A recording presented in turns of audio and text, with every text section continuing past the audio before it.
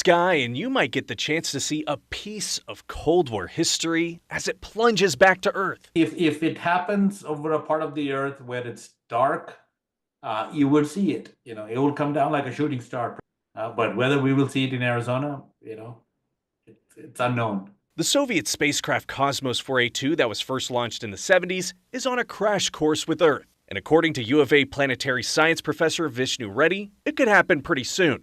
So we're looking at a window that opens up at 3 p.m. tomorrow, Arizona time, and it goes till 9 a.m. on Saturday morning. U of A tracks various objects in space from debris to satellites. Yeah, we track about 50,000 objects every night.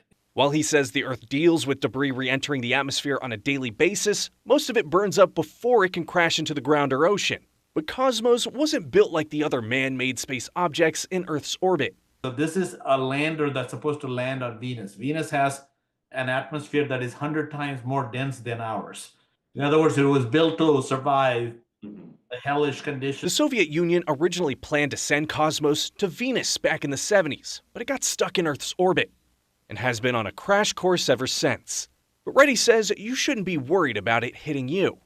The hope is that most of it will burn down in the Earth's atmosphere, and then even if something makes it down, it'll fall in the ocean and we can forget about it. You have to be incredibly unlucky to get hit by this thing. Now, researchers will have a better idea of that crash window and location by tomorrow morning. Now, if it does so happen to crash on your property or nearby, you can't keep it. There is a space treaty that says all space objects have to go back to their country of origin.